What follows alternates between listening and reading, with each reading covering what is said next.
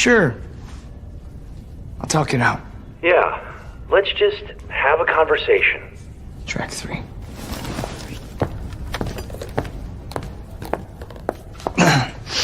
Better not be fucking Dave Matthews Band. Okay. Those of you who don't want to be a part of this can leave now. Derek, please listen to me. But if you choose to stay, which it seems like you guys are choosing, Derek, please. you understand and agree to the following terms and conditions. Derek! 1. Derek, this is the virus You talking. hereby waive your right Derek, please. to your own personal bodily integrity. This is not you. 2. I'm a licensed... Per the State versus Neville Reed, my colleague and I will not be held criminally liable for any felony or misdemeanor that you may be a victim of, including, but not limited to, aggravated assault, aggravated battery, disorderly conduct, destruction of property, mayhem, and first-degree murder. And 3, terms and conditions may change or be updated whenever the fuck I want! Consider yourselves notified.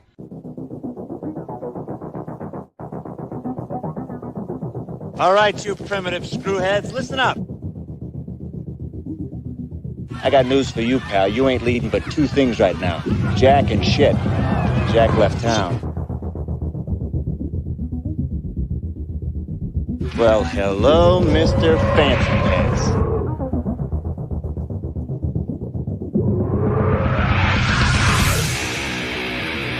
What was that ruckus? What ruckus? I was just in my office and I heard a ruckus. Describe the ruckus, sir. Does this mean we're not friends anymore?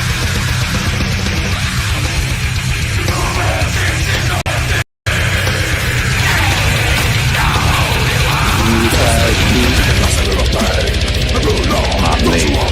I'm in my prime. That ain't mine. Ain't it cool?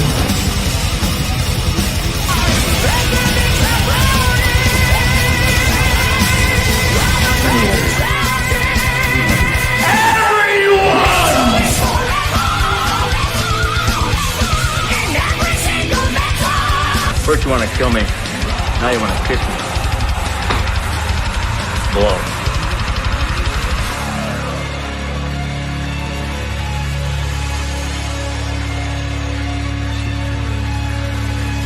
Good.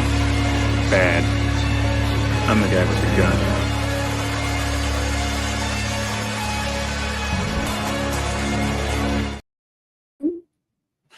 All right, DJ Anubis. And DJ Neko on my second appearance on the Metal Tavern Radio in our new house. 2025, yes. Anywho, Happy New Year to everyone. Hopefully you had a great New Year's last night. Hope you had a good holiday with Christmas. We are here now to talk about our favorite movies of 2024. And as I've kind of talked about leading up to this, it was really difficult to even come up with 10 this year for me. It's a really kind of struggling year as far as like me finding films that I thought were worthy enough to put in my list. Now, I do have a little bit of a caveat. I'm going to give you some movies that I haven't gotten around to see, so that could affect that, you know, as far as whenever I do get to catch them, I'd be like, okay, I probably would have put this on my list. But ones that I have not seen that people have kind of generally said are pretty good: The Substance, The First Omen, Heretic, Gladiator 2, Long Legs, and then, of course, one movie she really wants to see called Wicked, which has a lot of high ratings and stuff. So I can't comment on those films because we just haven't seen them. I've heard some really good things about Long Legs. Like, it's... some people have said it's good, and then some people said towards the end, like, it gets pretty bad. But some other films that came pretty much, I don't think they were even in the theaters, but you had Cuckoo, How to Kill Monsters, Operation Blood Hunt, and The Beast Within, all of which I've done trailer reactions for and stuff. But anywho, before we get into my top 8 for the best of year. I like top 8. Yeah, top 8, not top 10. But there were some films that her and I have seen. She hasn't seen all the ones in this particular list, but some she has seen with me. So we're just going to talk about what we kind of liked and disliked. They were decent enough films, but not good enough to make my list. So the first one I'm going to bring up, and she probably didn't see this one. It's called Monkey Man. Directed by Dev Patel, who also stars in the film. And the other cast. Produced by Jordan Peele. Yeah. Also has Charlito Copley and Peter Bosch in this. Plot is an anonymous young man unleashes a campaign of vengeance against the corrupt leaders who murdered his mother and continue to systematically victimize the poor and powerless. So it's kind of like a action film, which has some pretty good action in it. But I thought it kind of got overblown in terms of like just how good it was. Could have squeezed it in my top 10, but there were some other ones that I was considering that I eventually took out just because doing my top 10, I have to have like 10 out of 10s. I got to have it. And it just wasn't a very strong year in terms of that for me this year. But yeah, I feel like last year we had more strong 10s. Oh, yeah. Yeah. The next one we both did catch. And if you have Canopy, which is on the Roku app, or if you have that app at all, it's with a K. It's a film called Immaculate with Sydney Sweeney. Directed by Michael Mahan, also stars Alvaro Morde, Simona Tabasco. And the plot of this one is Cecilia, a woman of devout faith, is warmly welcomed to the picture-perfect Italian countryside where she is offered a new role at an illustrious convent. But it becomes clear to Cecilia that her new home harbors dark and horrifying secrets. That was kind of crazy. Yeah. There's the one scene towards the end where she's like going through like the labyrinths and stuff. Like it was almost like a mountain or something, and then she came out on the other side. Yeah. That was really crazy. But I don't know if I would have given it a 10, but I liked it. I would probably watch it again because it was enough of a interesting story and an interesting take. Yeah, so curiosity, because I didn't give my ranking in Monkey Man, but I'll go back. But what would you rank Immaculate just for yourself based on what you saw? Oh, I watched it a while ago, so it's not fresh in my head. But what I remember, because there was a lot of being raised Catholic, so I enjoy these Catholic movies.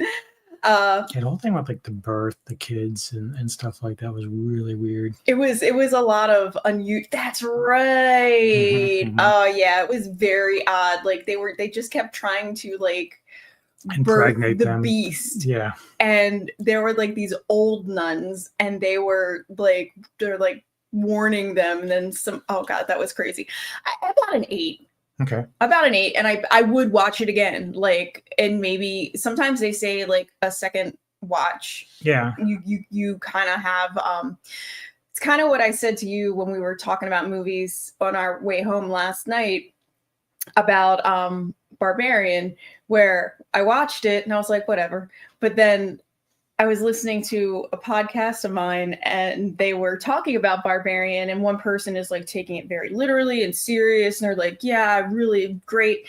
And the other person thought it was ridiculous, and they started like making fun of the ba ba ba ba. So then when I watched Barbarian now, it's like a joke to me, kind of like because like what Austin Powers did with the chair, the power of Christ. So now like because you've watched something so many times and then you have a joke in your head, it doesn't have that horror impact. Like a joke in itself. Mm-hmm.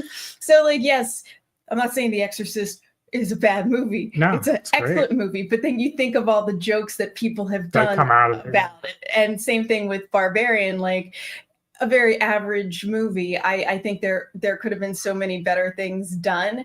However, after I heard them joking about the beast in Barbarian, I'm like, this is ridiculous. And well, then I would have given this one about a 7 out of 10. So it's, average.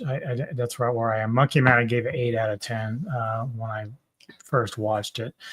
So the next one, this was one of the ones that I was kind of debating throwing in at the last minute in my top 10. But again, I had to reevaluate like my standards for what I consider the best of the year. You're going with like 9s and 10s, so you're trying to go 10 out of 10. But like for you, like this. Yeah, I mean, if you like the last one I'm going to mention is one I would consider probably the closest to jump into the top 10. But the next one up that was kind of dabbling, but again, rethought it, is Craven the Hunter. And I know a lot of people hate this film, which, for some good reasons, Sony really just pumping out shit like this and Madam Web. It doesn't help that executives for Sony have come out recently and saying that, well, the criticism of Craven and Madam Web is just not justified. They're really good films. I mean, just based on the poster, I'd give it at least a 9. I mean, I haven't seen it. Taylor Johnson. Which, most people like, take his shirt off. It's sold, Good. I honestly, though, think from what I've heard, people said it's an action movie. It is an action, and some people wanted that. Some people really just wanted to get back to like a nice. Well, I liked it because one, the character is interesting. I do like Aaron Taylor Johnson. I think he impressed me a lot with Bullet Train. So he's got this ability to be very versatile as an actor, which is something that I used to not think about Pattinson until I saw The Lighthouse. I was like, holy fuck, this dude can act. So I think that's one thing with Pattinson. And we saw Johnson in Nosferatu, so he was in that as well. So he was like the best part of. But anyway, directed by J.C. Chandor, also stars Ariana DeBose and Fred Heckender. Plot is Craven's complex relationship with his ruthless father, Nikolai Kravenov, starts him down a path of vengeance with brutal consequences, motivating him to become not only the greatest hunter in the world, but also one of the most feared. And the thing about it is, some people dislike this because of the fact that Craven is supposed to be like the arch enemy of Spider-Man, and Spider-Man's not at all in this film, which I think they were going to kind of work their way to moving them in, just kind of like Madam Web was supposed to connect to Spider-Man. But because he didn't really have the villain that Craven had to fight was a character named Rhino, which is accurate to the universe in that one anyway. But some people just, it kind of flimsy story, just wasn't really interesting to most people. So they kind of just gave it a hard criticism. But I also think too, a lot of people really criticize because this was a Sony picture, and Marvel does a better job with the Spider-Man entities than actual. So I think the first Spider-Man that ever came out was probably their best take, right? Then when Marvel got the rights to bring Spider-Man in, they really took it and they made it into a great character. Now the one Spider-Man that we saw that was all the Spider-Mans, which one was that? No Way Home? Was that a Marvel or was that a Sony picture? That was Marvel. Okay, so that's what I mean. Marvel knows how to Marvel knows how to use Spider-Man as a character, I think, better than Sony. I don't know, I don't know if it's just they can't. Which is really weird because Marvel took upon themselves to have Spider-Man, but they didn't work on this film. So that's just weird to me that Sony was pumping this out. I guess there were some contract obligations, but still. Well, I also think too, Marvel is really part of Disney now. Yeah. And we're going to get into some other Marvel entities, but Marvel's a little woke. It's, the stuff that they're ones, except for Deadpool. Well, that's what I mean. Ryan was we're not making a woke Deadpool. That's not. And guess what? That's what everybody wanted. Yeah, and they showed by going and paying to see it, not once, not twice, but maybe 3 times in the theaters. Now, the next 3 films all have different ratings. Neko's seen 2 of them. I will say the one consistent thing with the next 3 films is that the lead actresses were all brilliant in these films. And the first one is actually one that her and I saw recently, called Smile 2. I actually liked Smile 2, I think, more than Smile 1. A lot of people did. I did. My biggest complaint, not enough smiling. I mean, there was some good parts, when she was hallucinating in her room, and it's all the people who were her fans and they're smiling. Give me more of that. She it was those quick takes, smile, smile, smile. Give me more of that. That is creepy as fuck. I'm getting chills thinking about that scene. I also think too, because there was some confusing parts of it that kind of like took away from the movie, because I was like, did any of this really happen? And that was the other part of Smile 1 too, is like these people are so whacked out of their minds when they get like infected with the smile that you don't really know what really has happened or what's going on in their mind. And Smile 1 really, when she killed the cat, I was like, done with this movie. Done with it. So directed by Parker Fans, cast consists of Naomi Scott, Rosemary DeWitt, great. Lucas Gage. Plot is about to embark on a world tour. Global pop sensation Sky Riley begins experiencing increasingly terrifying and inexplicable events. Overwhelmed by the escalating horrors and the pressures of fame, Sky is forced to face her past. So yeah, the thing about the reason why it's not higher for me as far as this film is concerned is that it is better than the first one, but the thing is like it was really kind of predictable in a lot of places. But one thing that her and I will agree on is the lead actress was amazing. Like every time that she was going crazy or crying, like it was believable. Like she made the character believable, and that's very important when you're trying to be immersed in these stories or in these films. And so I would rank this one an 8 out of 10. Same. Yeah, it's a pretty decent I think what I liked about Smile 2 was they really leaned into what happened with her past, with her that accident. And she was out like on the sidelines for a while, and she was like this, she got too big for her britches. She blew up. She's a pop superstar. She kind of wrote off some of her close friends. Then she has this accident and she's, getting sober. She's trying to make amends with people. But towards the end, there's a part where all this crazy shit starts happening, and you learn, I guess, by when the ending happens, that whole crazy shit was her having like a fever dream from the smile monster. And some of the stuff was really like cool. So I'm like, why would you want to not like try to justify and make that like actually happen? Because you could have just weaved that right in, and then boom, the ending is she's performing at like a comeback concert. Like this was a whole comeback tour for her.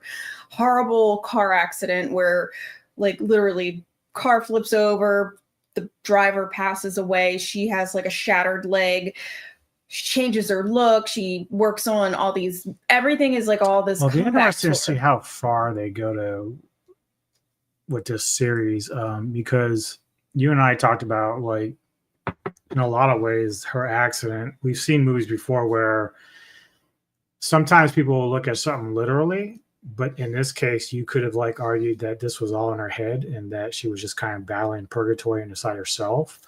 But well, the one part they said, yes, it literally was her. But then the ending, we knew like that was the whole purpose. It's almost like an infection, because not only the audience, but the ones that were viewing it through television entertainment could now be exposed to what she's dealing with. So it has like this couple different things going on with it. You can almost turn it into like a zombie smile movie, because now everybody's infected. Before it would be like just occasionally whoever. What was that movie, Fallen? Like Denzel in Fallen, it was like go person to person. Body jumping, and that's what it was before. It would have to be, but because she was such a high profile person, and the takeover happened on TV, streaming all over the world. Now, what is everybody infected? Do you have to be in person to be infected? Is it watching it infected? So that kind of, you're right. So I hope there is a Smile 3. There's so many ways you can go about it, because you could also prequel it and go back to like when Smile was invented, or you could go to like another decade or another city, because this is all about the Smile monster. Do they ever say like what the Smile monster like official name or whatever? I don't think so. If they did, it would be in the first film towards the end, but I don't remember. Yeah, and that was that was like the best part about the first film was the reveal. And that woman she was trying. She's like, I'm going to do this and I'm going to beat it. And so I have strong feelings about Smile. I think both of them were close, and Smile 2 just next notch up. But I want more smiling. I want more creepy smiles. We said like the Soundgarden video, Black Hole Sun. Yes, that would have been amazing. Before we get to the controversial one, the last film I'm going to mention here, the could have been there, was the trilogy. This is the closest one that would have come to my top 10, but it would be Ty West's Maxine. I haven't seen this, have I? No, you have not seen this one. So this is the third in the trilogy with Mia Goth, and basically she's directed by Ty West, also stars Charlie Rowan McCain, Simon Pratt, and I believe Kevin Bacon was in this as well. Plot is in 1980s Hollywood, adult film starring aspiring actress Maxine Minks finally gets her big break. But as a mysterious killer stalks the starlets of Hollywood, a trail of blood threatens to reveal her sinister past. So, yeah, this whole thing with the trilogy kind of follows Mia's character from the girl in X, which I saw was really good. Pearl, thought it was overrated. Some people really like Pearl a lot. I don't remember Pearl, but I know I watched it. It's like she was like kind of like a Lizzie Borden type of character in that one. And then, of course, Maxine now. And obviously, I love a lot about the nostalgia of this one. This is the best of the trilogy for me. But at the end, it kind of lost me, was the killer reveal and stuff like that. So I was kind of disappointed in that area. So that's kind of like dropped it down. But still a strong enough film for me in terms of just aesthetic and soundtrack. If you love 80s pop and stuff like that, you would dig the soundtrack a lot in this. Ty kept a really close vest there in terms of how he put this together.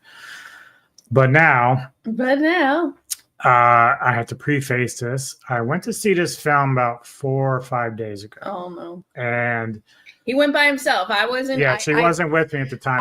She was busy. Yeah, I was spending time with my parents, and he really wanted to see the movie. So I'm like, all right, just go, and it's fine. I'm not. It's not the end of the world for me. But needless to say, I got the seating that I was in was like an older theater, so it was very uncomfortable, and it was really hard for me to sit there and sit still. So we have to preface that we came from a place where we had a luxury movie theater 10 minutes away and multiple movie theaters less than a half an hour away, all with the stadium seating, the recliners, etc.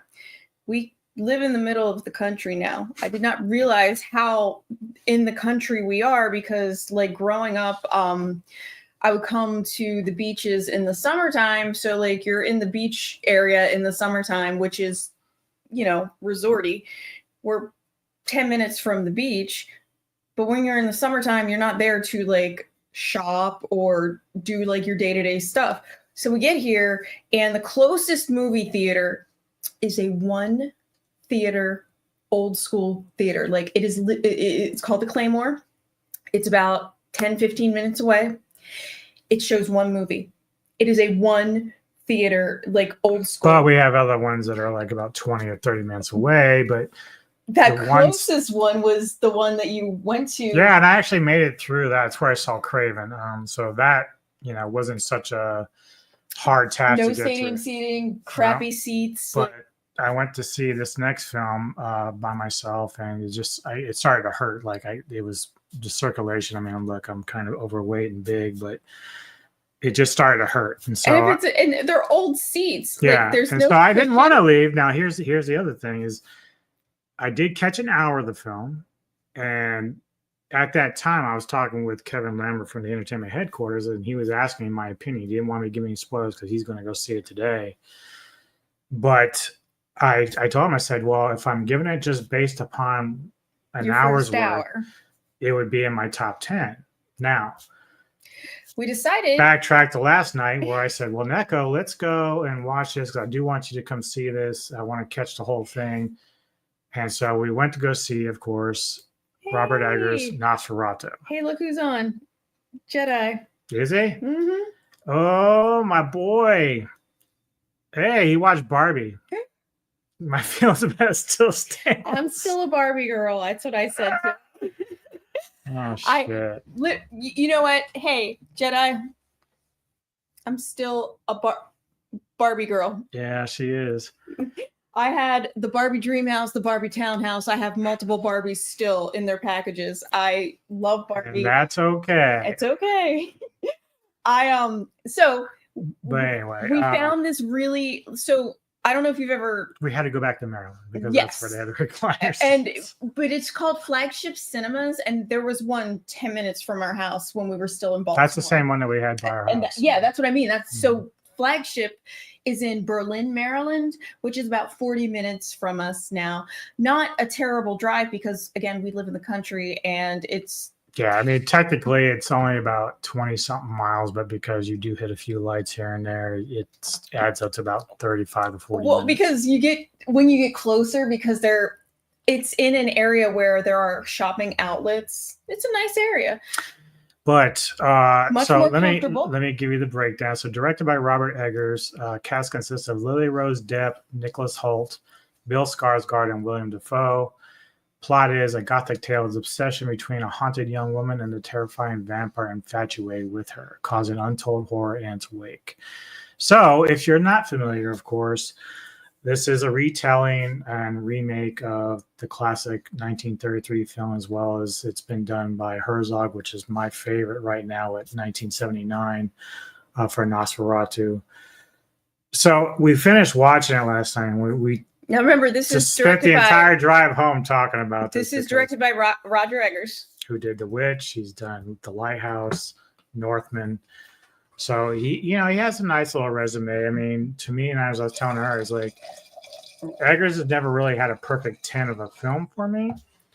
And Jedi, I know you did go see this, Jedi. I haven't watched a review yet, but I will when I get there. Promise I will. Oh, he said he didn't know that Johnny Depp's daughter was in this. Yes, she plays the lead, and she was amazing. That's one thing that I said about the last three films we talked about, including this one, is that We have great. despite none of them actors and making my top actresses. 10, the lead actresses are freaking amazing. So amazing. So he's right. The first hour is interesting and hooks you, but it does not need to be 2.5 hours. I think Roger Eggers is pretentious. I think he just thinks he can just, he thinks every shot needs to be like the perfect film shot. I think there was a lot of editing that could have been done. Definitely too long. I think Too long. I know everybody's like, oh, you should take like your own creative take You did. on things. I hated it. I honestly, I said to him, I was like, it's a 5 out of 10. It was boring. I asked him in the movie, I was like, this is not good at all. She said, this isn't good. I said, well, don't worry. You still got 30 more minutes. And she's like, what?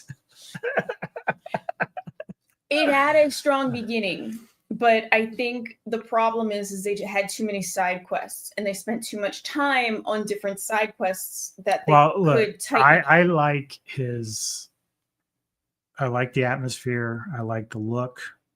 I can appreciate that about Eggers. He does a really good job with his shots.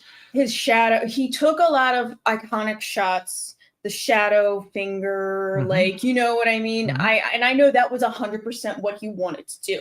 He wanted to put his spin on these iconic scenes.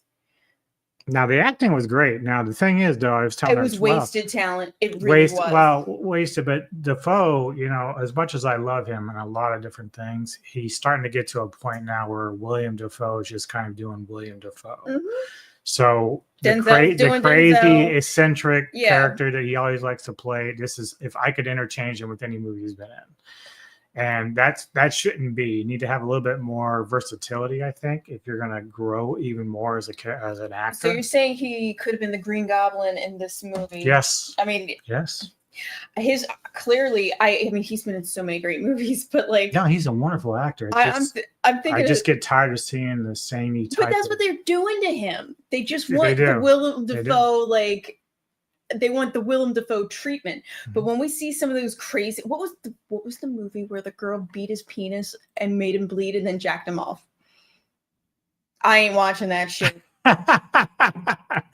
I'm not shocked that that would happen. Not at all.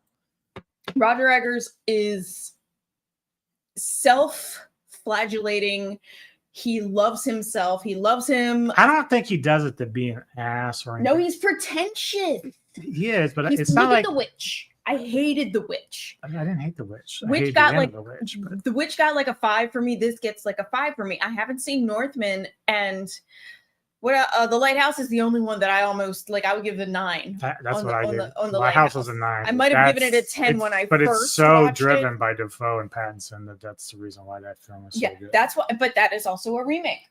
Yes. So he took and made his vision, but you had 2 strong actors. That's all it is in The Lighthouse. It's 2 really strong. I mean, actors. you'd probably like the Northman because it's not near as pretentious as the other work. But I gave this film a 7 out of 10. I like at first I was going to give it like an 8, but I'm like as I watched the rest of it, again I can appreciate some of the things that Eggers was doing. So like, it's a little bit of a spoiler here, but if you've never seen Nosferatu, then maybe just come back later and watch this. But I need the Nosferatus. Yeah, any of them, because if you're familiar at all with them. He literally did take some iconic shots, and that was his whole purpose. Yeah. So the death scene for Orlok is different than you would catch in the other films, and I like some of it.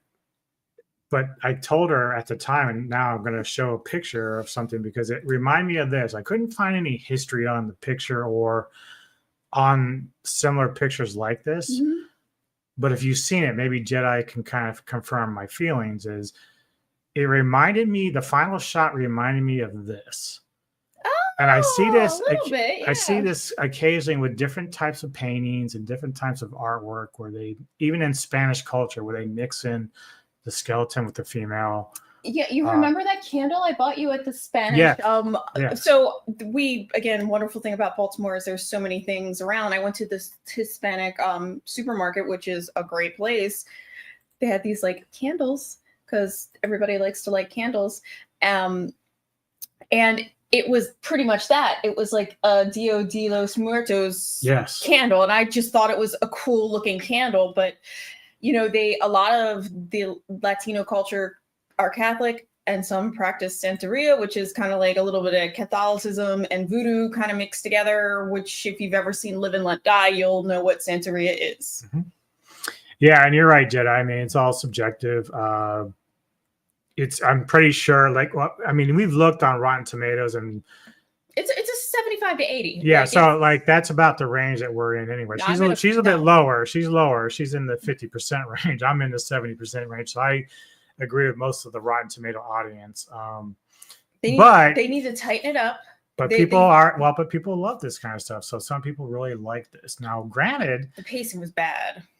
It is a slog fest a little bit. So, but I thought that Lily Depp was amazing. I think she was too. And the only thing I had a problem to, and we didn't talk about yet, was it's not that it's really a problem, but we came across some scenes where this seemed like they were using her as like a possession. Like, it's really weird. Yes. So that's a good point. They were treating this like as a step into the occult. I was like, all right, so vampirism, however you believe it started, like if you follow Dracula, he's cursed because he like cursed his life, blah blah blah, stabbed the cross, whatever the beginning of vampirism. But Count Orlok and Count Dracula are like the 2 godfathers of vampires.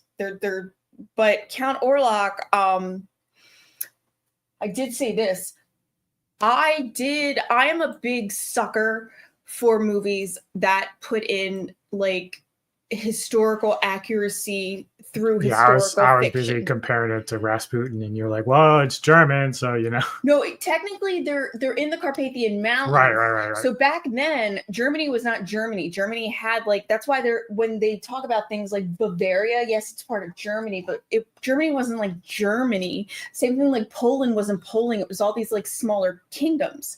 So when you had like that scene with the gypsies, after that makes sense, yeah. And after the castle, it fell off, like for me. So you get to the castle, and they spent too much time thinking about the castle, dealing with the castle. But the lead up, the thing with the gypsies, very, very accurate. What do gypsies do? They come in, ruin your life, take your shit, and leave. And it sounds kind of like racist or whatever, but like that is in the Western Europe world. That's kind of what they did. And but when you see his look, like if you're saying Count Orlok is coming from the Carpathian, it's not a traditional look to the other films. Yeah, Nosferatu. Now, I was watching Herzog's version this morning because I just had to go back and make sure I was being Get fair. the taste out of your mouth. Yeah, but I still love Herzog so much. I love I didn't really get into the scores much with Eggers. I still love Herzog's a lot. I still appreciate the original vision of Orlok, like the bald and pale. Like I've seen the original, and I'm pretty sure I've seen the Herzog version. Yeah, and that's why I'm like, how can you take this and just drag it? And it's like they're pulling teeth on this story. Eggers is definitely an artsy type of director, and so you have to kind of expect that when going in. I kind of expect a little more action. It just seemed a bit slow, and especially when he's taking liberties to borrow from Dracula, you would expect a little bit more there. And that's the other thing too. He was combining two different stories. Fine, whatever. It just, I say it's very below average, and I am a big vampire person. All right, well, let's get into the top 8. Let's talk about stuff we actually really like. Yes. So this film came out this year. Which got directed by Matt Bettinelli, Olpen, and Tyler Gillett. And cast consists of Melissa Barnes, Dan Stevens, Alicia Weir, Kevin Durant, who reminds me of Elon Musk for some reason every time, Catherine Newton. The plot is, after a group of criminals kidnap the ballerina daughter of a powerful underworld figure, they retreat to an isolated mansion, unaware that they are locked inside with no normal little girl. So yeah, we are of course talking about this year's Abigail. And like I'm telling you, that's Elon Musk. It's not Kevin Durant. So basically you have this little girl who's kidnapped by these people for ransom. And so she's like a little ballerina, cutesy. And the movie, of course, starts out as them trying to make sure she feels safe. And she's like, do you feel safe, motherfucker? Yeah, she's like, I'm sorry what's going to happen to you. And therefore, turns out to be like this ages-old vampire who, I guess, she's actually, I guess it's been enough time to kind of give away a little bit of spoiler, but there was a list made of people that, I guess her purpose and the way she kind of operated was, if you're a bad person at some point or fucked up her dad, who happens to be like this kingpin dude, she takes it out on you in a big way. So I have a question. How do you feel about vampires who have the front that are pointed or their canines that are pointed? I've always liked the canines. I do too. It's always been more traditional for me with that, but I guess that's how, growing up, that's how most of them were. And, you know, over the years, they've adjusted to having a bunch of teeth. Like, she's got all of them pointed. Yeah.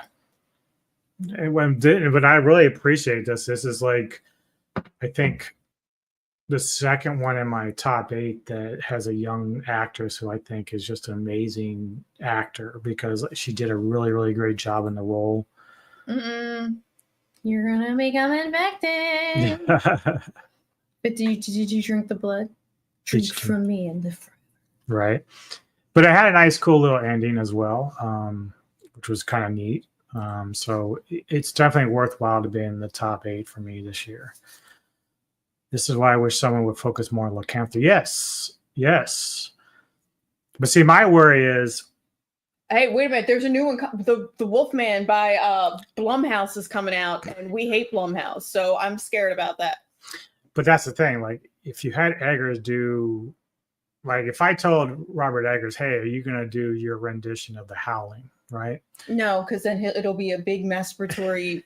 I have no doubt that the atmosphere and the scenery is going to look great, but is he going to fuck with the wolves? And is he going to fuck with dragging it out in places where it shouldn't be dragged out? Like, I'd be curious what he would do with it, but then I'd be paranoid.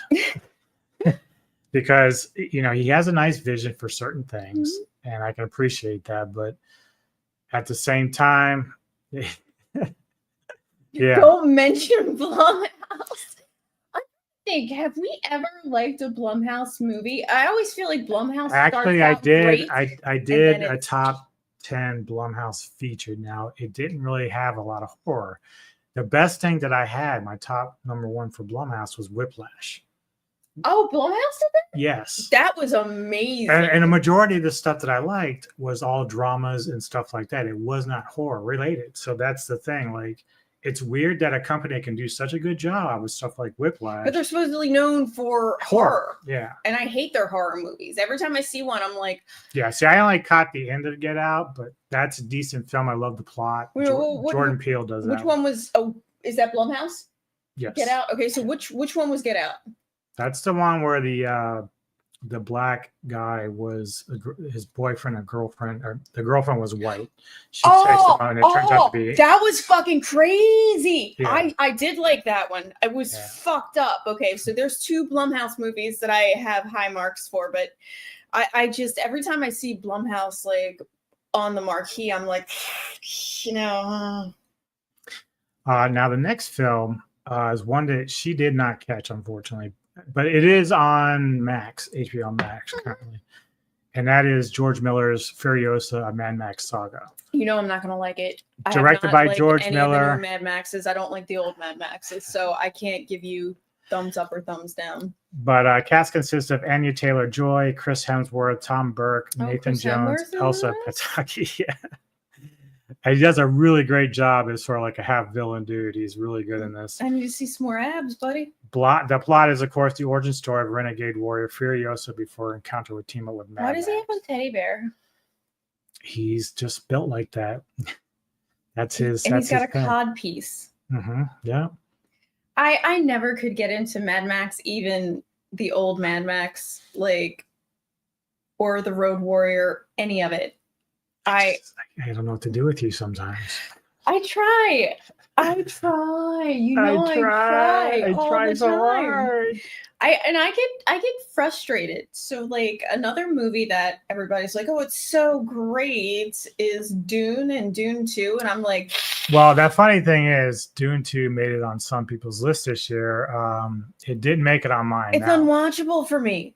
I fell asleep, remember? But you don't like the original either. No. See, I love the TV version of it. No. Like I fell asleep during Dune. So like when people are like, oh, it's a masterpiece. And I'm like, how?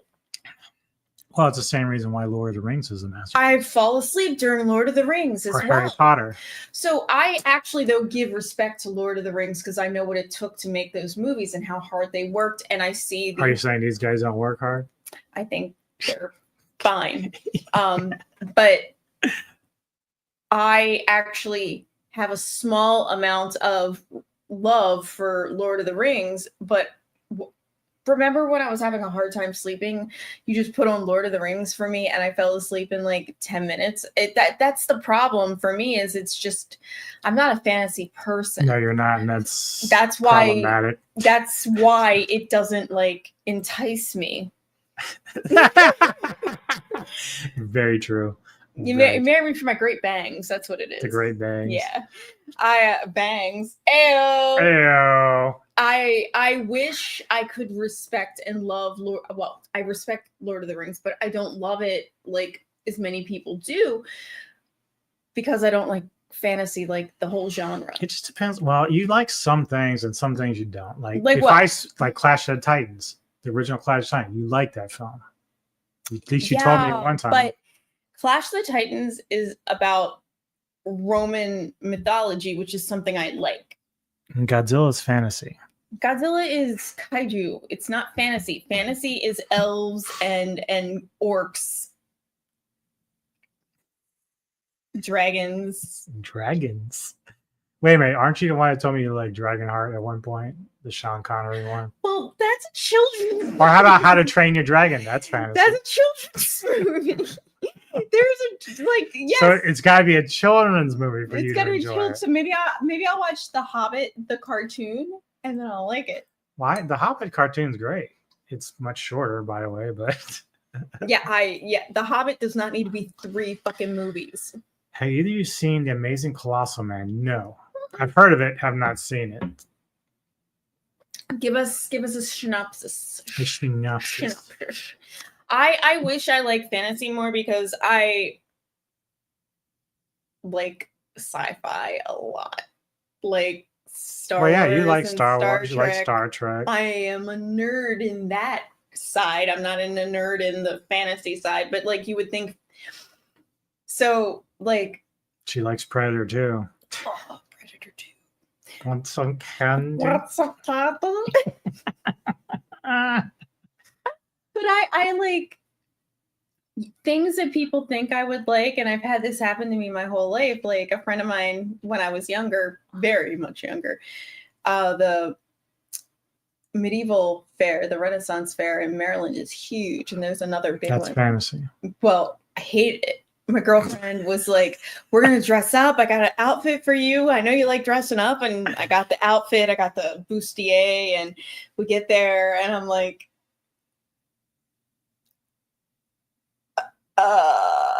this is not where I want to be. They're like, oh, we're going to drink out of horns. And I'm like, yeah, it's great. The No Fun League over here. Yeah. Maybe for me, I was just like, I don't know. Anyway, this next next film you did not see, and this is one of 2 films I saw within the last 3 weeks that made my list. So this was a funny thing because without these 2 films, this list would have been a lot. Top 3. Yeah, it would have been a lot shorter. Directed by J.T. Molnar, the cast consists of Willa Fitzgerald, Kyle Gallner, Madison Beatty, and Barbara Hershey. Oh, Barbara Hershey? Mm-hmm. She's in a bit smaller role, but plot is nothing is what it seems when a twisted one-night stand spirals into a serial killer's vicious murder spree. And of course, I'm talking about this year's Strange Darling, which again, I'm just kind of showing people a little bit of clips from the film. This was like something I would like. It's got some cool psychedelic stuff going on, but it does have some twists and turns, which I like. I know some people didn't care for this too much. I can't remember who I was talking with, but they didn't like this film at all. I like her hair. Yeah. But this is a cool film. I did dig it a lot. And so Porn stash. Porn stash. Yeah, so I mean, like I said, it's got some twists in it that are really nice visuals. It does have nice visual. Ooh. From the producer of Barbarian and Late Night with the Devil. I'm gonna like this. Yeah. I wanted to see this. I remember I said I wanted to see this. Crap. I don't have it. I did do a trailer reaction to it a while back, so that's why it was on my list to check out. So I did end up. So what number is this? This is number 6. Okay, so is it on? No, I think Shudder I paid for it. or... I think I rented it. I can always order it. It's a good enough film to own.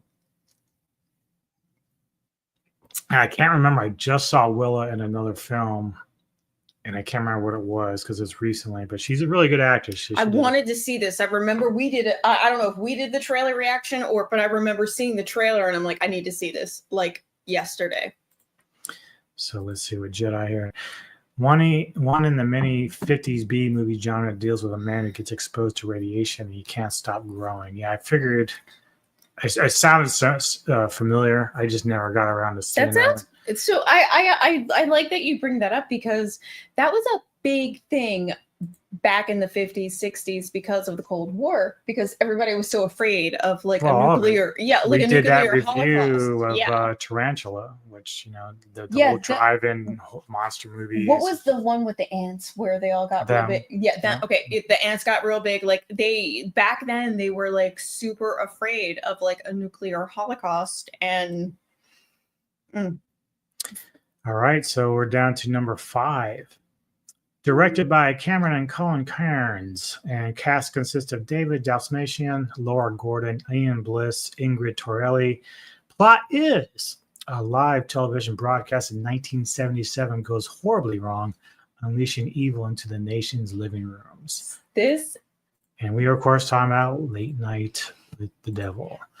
And I love this. Yes, this aesthetic is great. Love this. David Dalmatian is really great in this, and that actress, I believe that's Ingrid Torelli, the young actress again, and someone who stood out big time.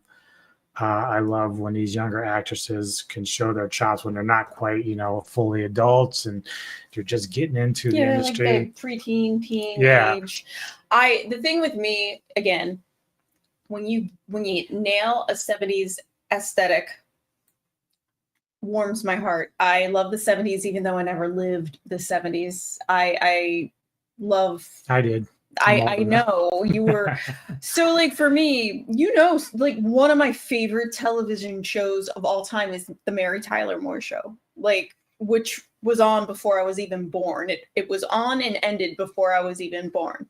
And I grew up watching lots of reruns. And so when you nail something like this, where you have this like great 70s aesthetic, you got the beige suits, you got the whole like carnival show.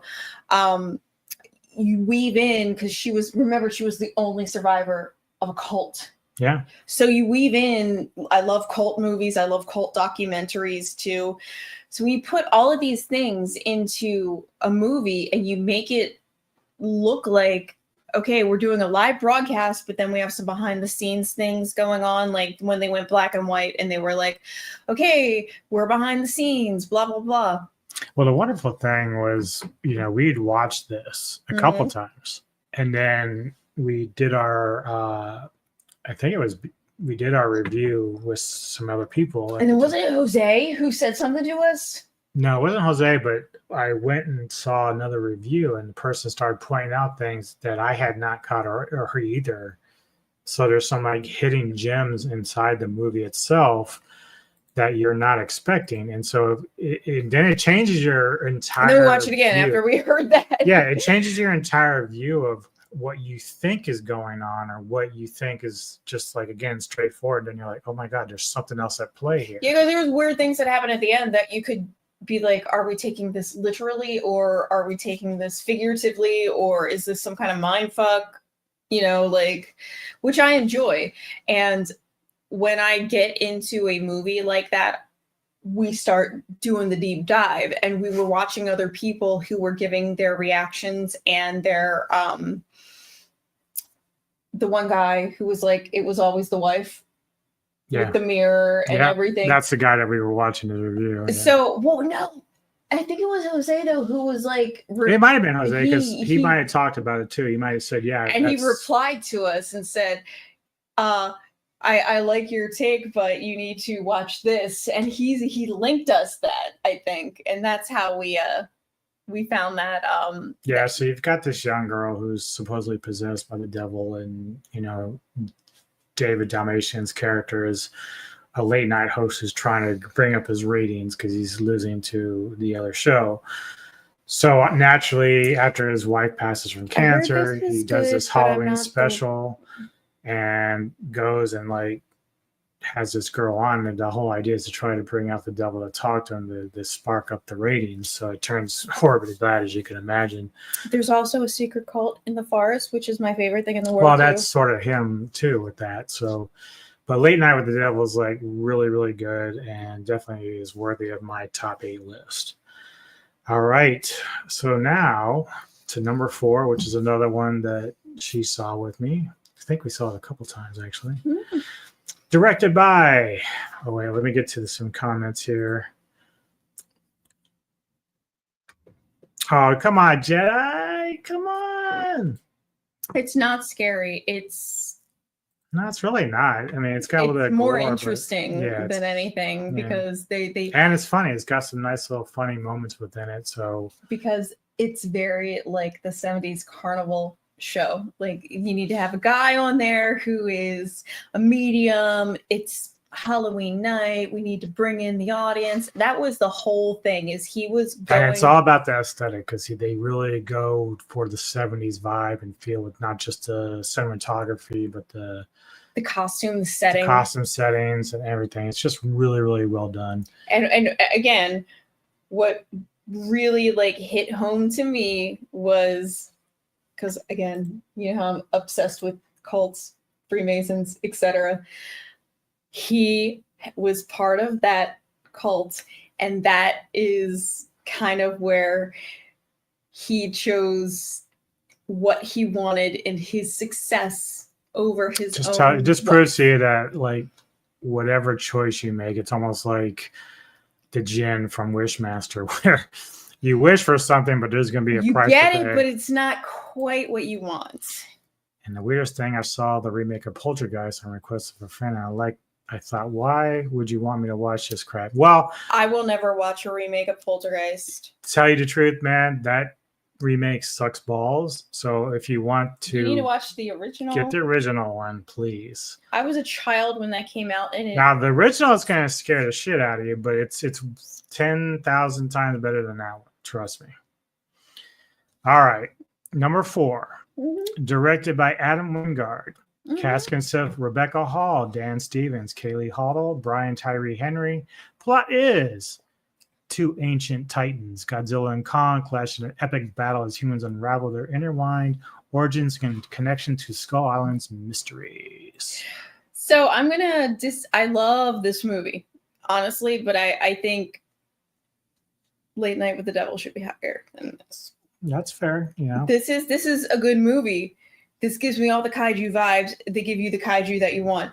This, obviously, I'm a simpleton. I love things like, look at the CGI. It's good CGI, and it's what you want to see. Well, for all the with complaints Titans. about King of the Monsters being too dark, the last 2 movies, they decided, well, we're going to brighten it up, and they did a good job. It looks great. Godzilla's fucking destroying the pyramids. Like, that's the best part about You it. know how long it took them to make that shit? Well, aliens. I'm not saying it's aliens. I'm not saying But it's aliens, but it's aliens. It's just, The brawl for it all. this is like what I loved. It was a whole, like, I don't know, 10-minute fight between, and you look at him throwing sand in their eyes, just, and then Mothra, Playing dirty, yeah, Mothra comes around like, fucking knock your shit off. right? I loved this. It got back to old school kaiju. Look how fucking he is. Oh God, this is the one where he's sleeping in the Coliseum, Yeah. curled up in a little ball, just like Hazel. Well, the thing is, like, I remember the trailer for it, and I'm like, okay. I didn't even want to see it. I said, I'm not going to watch it. It's gonna be Well, we stupid. did, but I sat there and I said, well, am I going to get tired because there's too much monkey? Or you saw the Power Glove in the trailer, and I'm like, oh no. And then, Here she comes. the second trailer, we're like, oh, okay. I saw 0 trailers. I did not watch. But we were surprised when Mothra showed up, and we Here's were my like girl. really happy about that. So Yeah, oh, that's right. Remember, we were watching the. It's true, maybe. it's a possibility. And well, no, because if you think about it, Jedi. Oh, and I love this part right here where you got the tiny human. It shows you like the true size of the Titans. Yeah, no, but Jedi, you remember I forget what they call her clan, the people down there, but they were using like gravity to move things like stone and all that. So that could play a big possibility into the pyramids being built. Oh yeah, that's true. Like I want to call it the upside down, but it's not the upside down. Stranger Things. I know. I didn't want to see that movie at all. I went because he wanted to. I did not watch. I was like, whatever. It's gonna be stupid. It's gonna be just dumb. And No, I fell really in love enjoyed with it. Yeah. And then when we left the theater, I was like, Yeah, that see, was Godzilla versus Kong was a personal matter for me because that was righting a wrong from 1963. That was something that had to be fixed. This one was just straight up fun. This I had a lot of fun with this one. No expectations, and well, look at the story was good. Story was interesting. Good kaiju fights. Very good CGI. That was one of my big things too. Like when we started in the very first of all of this 2014 Godzilla, still big in my heart. I will watch that over and over again because you watch the older Godzillas and they do what they can because it's so old. You think of what's going to happen when Godzilla comes out of the water and it's Hawaii, exactly what happened. So they made it real. They made a tsunami. They made Godzilla like break down the train. Everything that you could think of. So as we're advancing in this, and we are getting a little funky and we're having like fun with it, and we're, She's not that bad. I actually think she's okay, but I think it's funny that Stranger Things and she's. Well, the problem is that her role in the films serve no real purpose. So like, and it's not just But her. she's the one who advanced the dude who is in the podcast. Right. But I'm just saying that, like, you know, personally, like the character, see, this is the difference between, this is the one thing we always talk about between -1 and this, is in -1, the characters matter. The characters, and the these humans ones, matter. no one gives a shit about these characters at all. They're just side pieces. Right. So all you're doing is just continuing certain characters for their character arcs, but nothing really is deep about it at all. It's just, okay, we're just going to throw monsters at you. It's like Hulk and Ragnarok with, you know, Ragnarok's like, big monster. That's all we care about. I love that part where Thor's like, I know him. For once in your life, don't smash. So, but in this case, is when it comes to the Monsterverse, we want Smash. We want Smash. We want more monsters, and we got more monsters. Yeah. I think for me, because and the hardest part for me too is historically, again with my little historical nonsense, we look at like the size of Kong. Now, maybe this was a baby Kong, but like in the OG King Kong, he climbed the Empire State Building. Godzilla is like towering over the Empire State Building. So like, you know, you've got Godzilla who's this tall and Kong is this big. What's Godzilla in New York? Well, in that one shitty Godzilla. But let's just think about like Godzilla in Tokyo. Like the size of Godzilla. Look, is that there a monkey?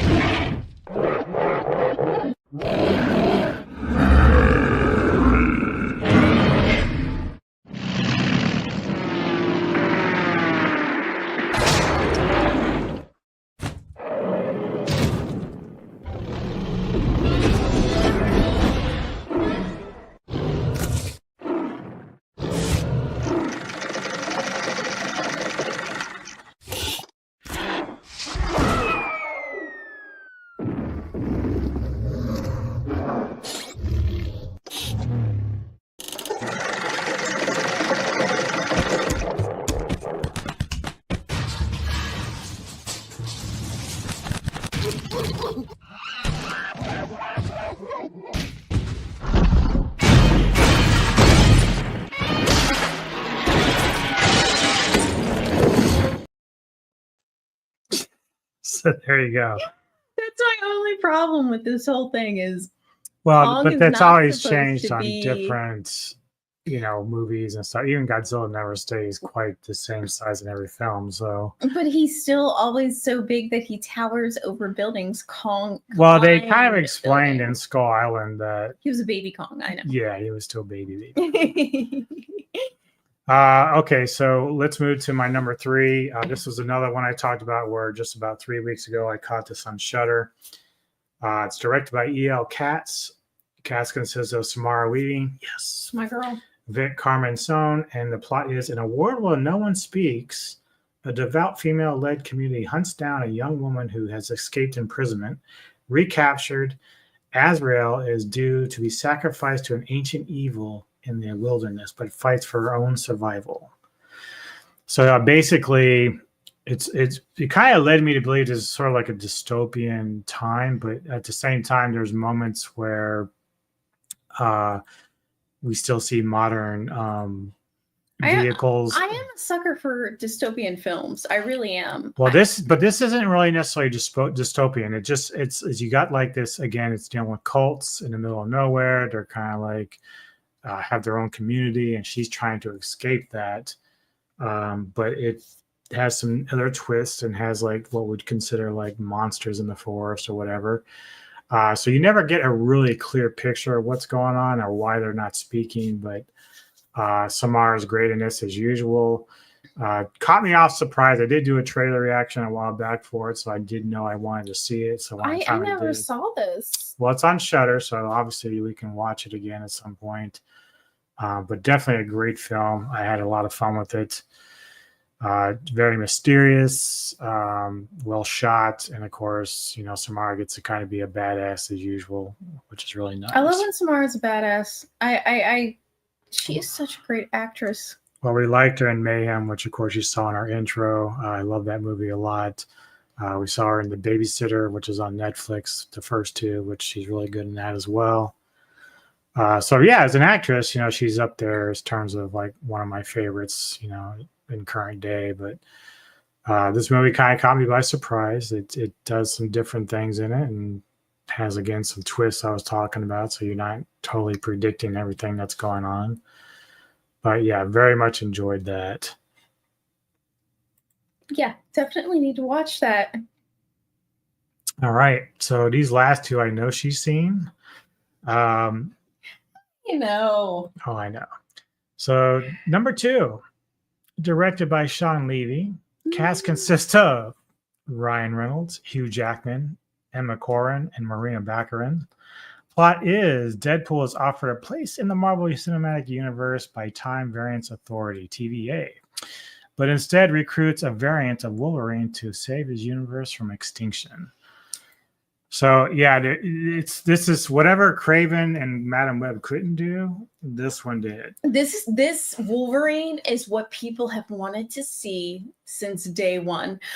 So, and it's funny because Lady Pool right there. Yeah. That is Blake Lively. That is Ryan Reynolds' wife. But I think it's funny because after Logan, which is an amazing film, and Neko actually didn't like that one. I didn't hate it, but I was like, whatever. Yeah, she doesn't get emotionally involved with that one like I do. But it's funny because I think Jackman was not planning on coming back, but Reynolds is relentless. And he's like, no, you're coming back, but you're not going to do it for Sony. You're going to do it for us. So it's really cool that they went and did this because it turned out to be amazing.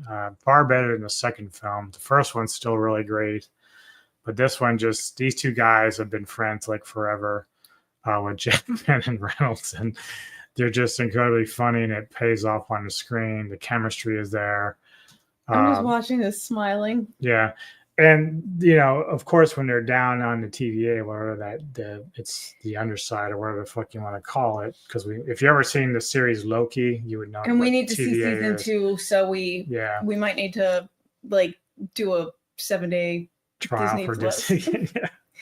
I'm thinking about, honestly, canceling Netflix. No, they still have a lot of great shit. Yeah, they have great shit, but we watch more Tubi and Shudder. If we need Netflix, we can give somebody to log in and watch a Netflix. You didn't hear that. I didn't hear that. But for me,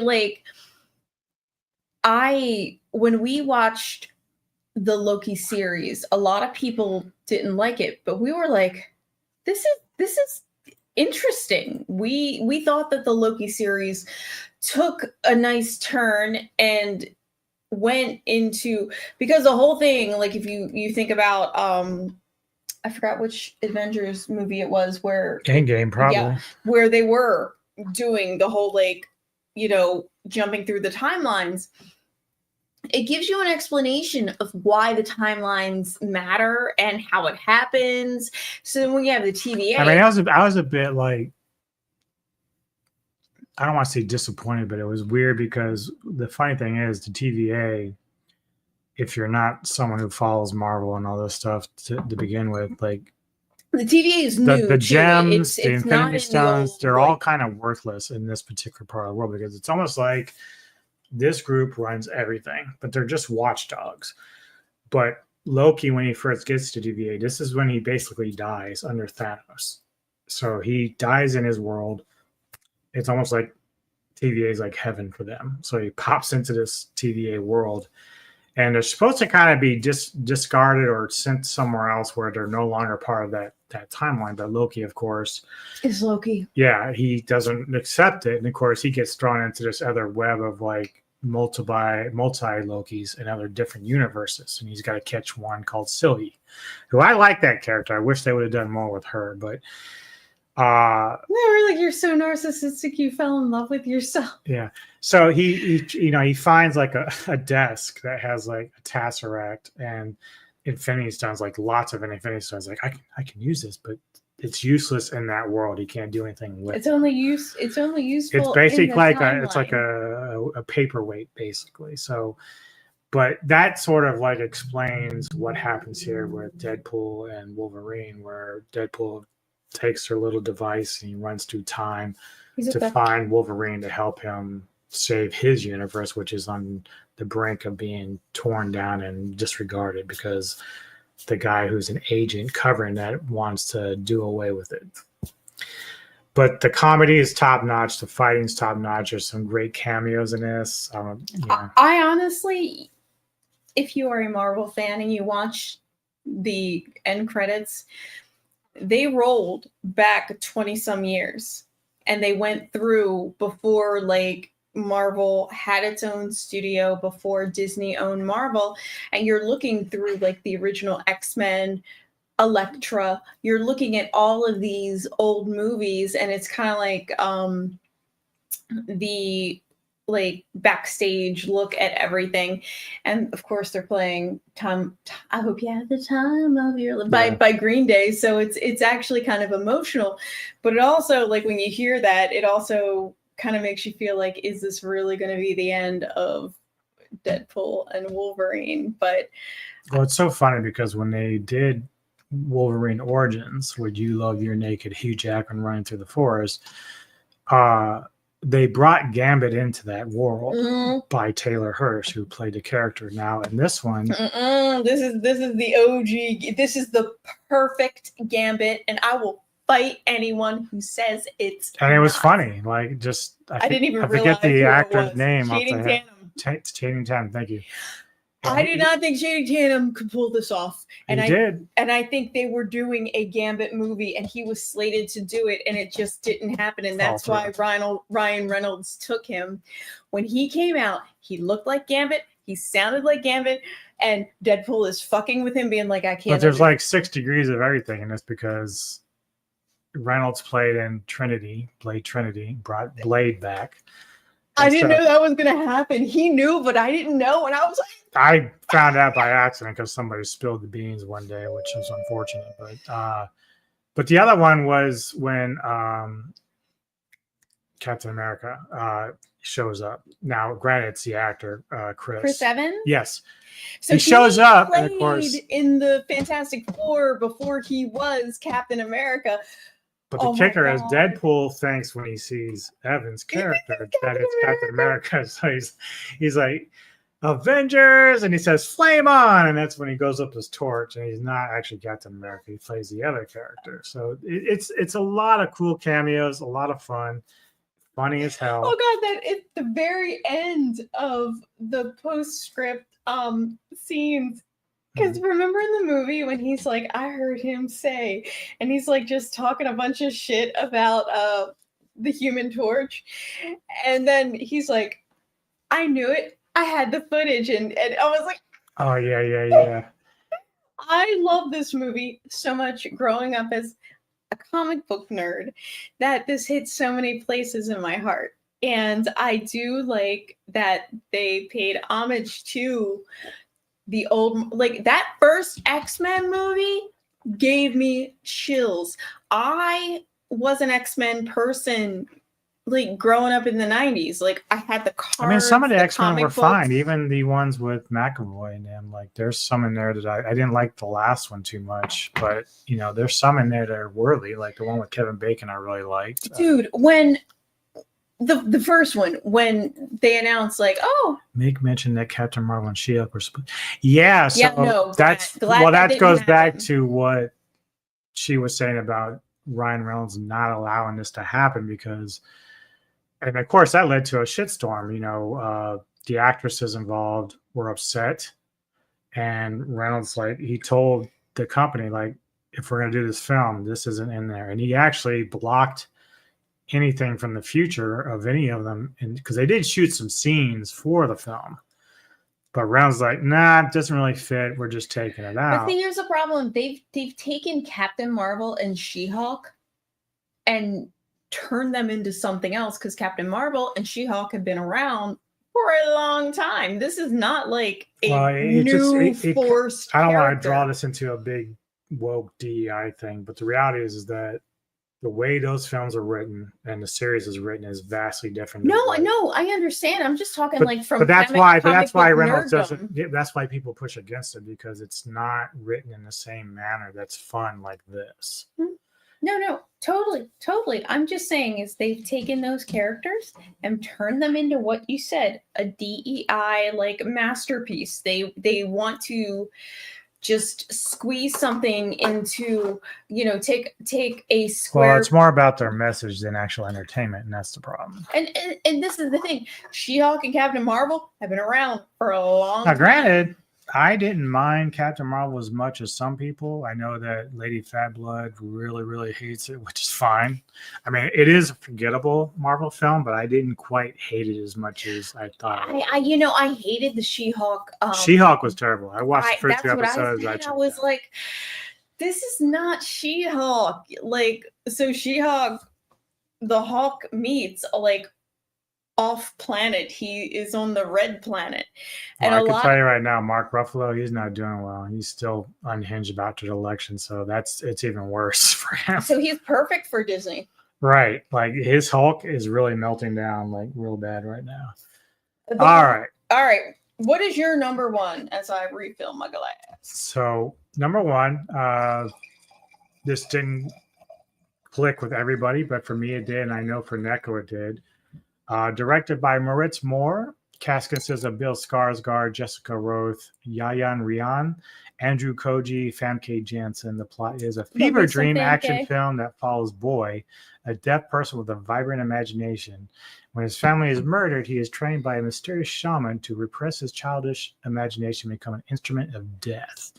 And of course, we were talking Boy Kills World. I keep saying Boy Meets World. Well, that's a 90s sitcom. Yeah, but it's Boy Kills World. And I thought this is really the best that I've seen Bill Skarsgård. There's so much Skarsgård in your list. Well, he was in Nosferatu, and he's in this, and he was in The Crow, which I'm not going to watch. I will never watch that. I will die before I know. I will never. I promised people I would review The Crow because the original is my favorite film of all time. I don't want it in my brain to taint anything. It's going to taint. It's going to taint. It's going to taint your taint. That is why I didn't watch even though we love, what's his face? I didn't watch the new Nightmare on Elm Street. Oh yeah, Kelly. Yeah. Mm-hmm. Mm-hmm. David, not David Patrick Kelly. Get his name, but yeah, from Rorschach and Watchmen. What is his name? Google it right now. Yeah, I love this movie because if you want a twist, you better put on some. Well, it's just very clever. Jackie Earle start. Thank you. Yeah. You better put on some Chuck Berry and start twisting, because this movie blew my mind in so many levels. And Barbarian. There's another Barbarian reference. Yeah. I think what was really interesting for me was for the boy Skarsgård. 90% of this movie, you felt horrible for him because. Well, it does that whole like twistorama, plot wise. So it's, you get your money's worth, in my opinion. And I don't know, some people may not like the idea that, he's kind of talking a narration in his head. And I don't think it's even his voice. I think it's somebody else that narrates. He said it at the beginning. He made up this voice because he couldn't talk anymore.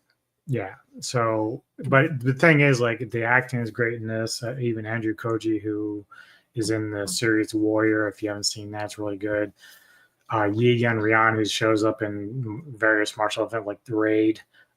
He's very, very skilled fighter. That final battle between him and the boy and his sister is like amazing. I really like the girl Jessica Roth is amazing in this. So and it's all clever. It's very nicely done. Different types. It's like a dystopian world.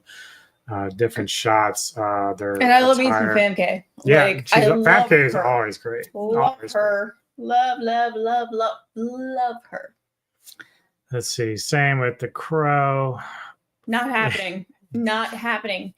Jedi, I will never watch that. The Crow, 1994. I can. So I'm guessing Jedi, you did see that because I know for the first time not too long ago, Jedi saw the original and he held back because of the legacy of Brandon Lee, which he respected, and he was kind of torn about watching it. So he finally did because we did a review on Century Channel for it.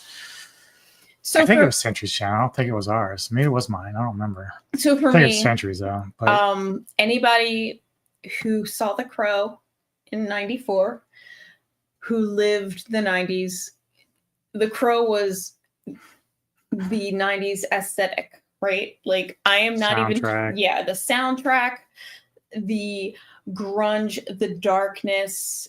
Everything about The Crow, the legacy behind it, with what happened with Brandon versus what happened to his dad, everything was a huge deal.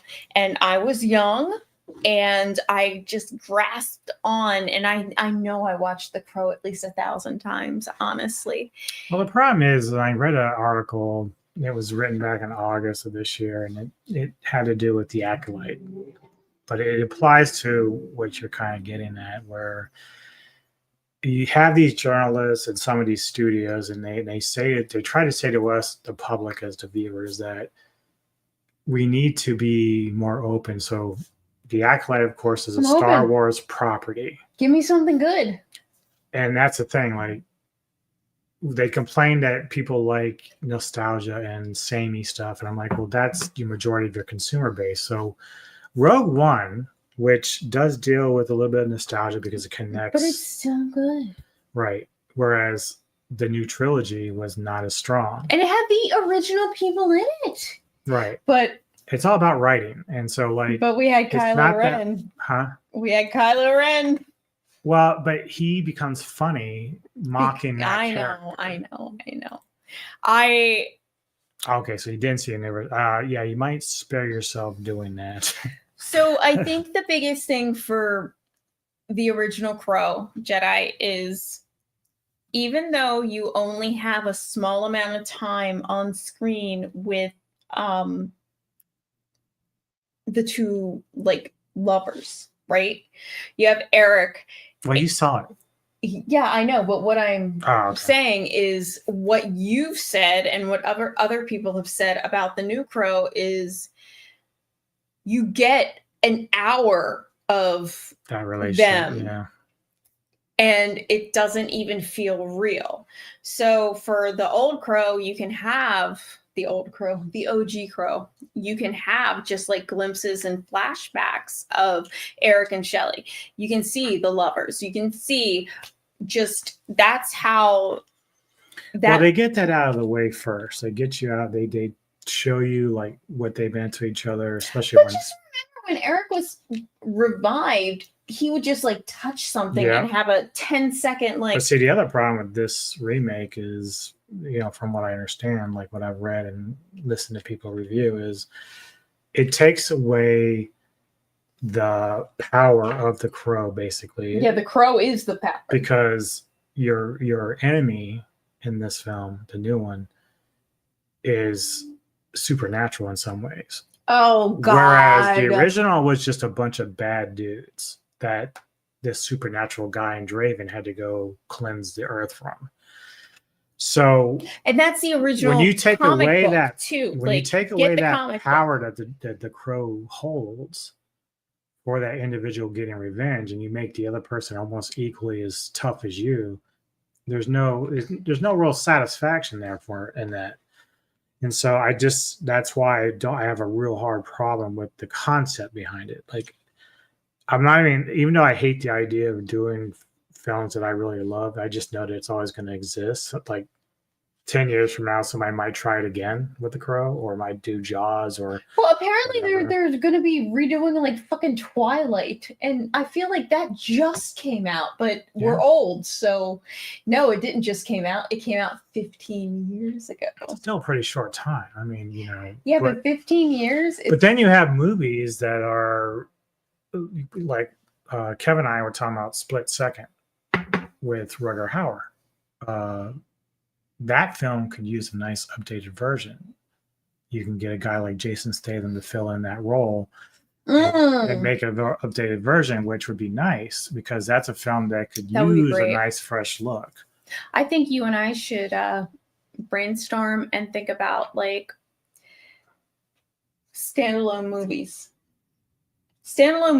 that have never been updated, or they're not based on books, or we can say it's just, well, we'll brainstorm that because that's kind of that would be something interesting to think about, because that happened a lot in the 90s. I don't know why the 90s, but the 90s had, I guess, a little bit more creative liberty, and that's where like the fucking Matrix, even though it's a trilogy, but like the Matrix was born, and they were like, this is great, we're going to make a trilogy. In my head, I'm thinking of just like some random movies that it was a movie and that's it. A movie and that's it. And it was never a book. It was never like a mini series or an old movie or a remake. And I would love to, just jot it down, like just off the top of my head, and then do a deep dive and say, was this based off of something? And if you can find a couple of them where you're like, how'd this movie become so important to me?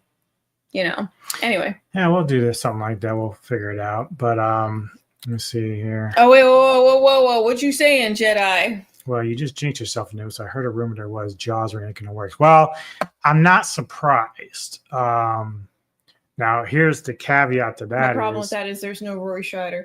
Well, the technology is there, so we can kind of make the shark look a little more fluent, but it takes away the mysticism of the original, so it's a little bit harder to. You saw no Jaws until the end when they like chomped up the boat. Yeah, that Jaws itself is an enigma. It's just a because thriller. But it's an enigma in terms of how it's presented, because if you've seen the original, watching a remake, you say, okay. They can't really get away with hiding the shark anymore, because it's like, we know how this plays out. So what are you going to do differently? Deep Blue Sea. Well, but that's a whole different type of movie. And so then you have stuff like The Reef, which is really good. And it does a good job of using real shark footage in a way that works without showing you like the connection between the victims and whatnot. But it does work. It's effective in as far as its atmosphere and fear instilling photography. Anyway, coming up on the Meltdown Radio podcast soon, I'll be doing the next Kaiju Spotlight over the weekend. 2 of them I got coming up. On Saturday at 6 p.m., I'll be joined with Jake Hall to do Gigan. For our Kaiju Spotlight there. And then on Sunday at 4 p.m., I'll be joined with Daniel Miller, a.k.a. The Professor, as we do Godzilla. And those are immediate Kaiju Spotlights. And then hopefully by next week, I'll be back with Mr. Tony the Dead for the Ghouls of Midnight. We are still going to be doing the film that I chose, The Grapes of Death. But depending on how his stuff's going on in his personal life, we'll kind of play it by ear. But Thursday, the 9th, right before the playoffs for the NFL starts, I'll be joined with Edgar Allan Poet for Poetic Carnage, and we're going to give our thoughts on the NFL 2024 season. Maybe DJ Nego might be throwing in her 2 cents. Well, she has a part of it because she's already made some of her predictions earlier in the year, and then we did our midway about 8 weeks ago or 4 weeks ago. Well, the funniest thing was last year when we were in preseason, I'm like, yeah, I really think the Lions are gonna do something, and you and Poet were like, Well, I didn't think they would go that far, but now we're like kind of riding that train. Now we're like, but they're gonna do it. the Broncos, if they want to get into the playoffs, Oh my gosh, they got to win beat Sunday. the Chiefs. Beat the Chiefs. Yeah, we got to do it. Anyway, thank you all for tuning in with us for this. I hope you enjoyed the content. Please like and subscribe if you enjoyed the channel. What are some of your favorite films of 2024, or even what are some of your worst? And give us some suggestions, because we feel like 2024 was. Yeah, I mean, I said some that I wanted to see. I just never got around to earlier in the show, but you know, that's kind of how it goes. Sometimes I can't catch everything. So there probably is some other films that would have made the list. I just never got around to seeing them. But either way, thank you all for hanging out with us, and we'll see you next time on the Military Radio Podcast.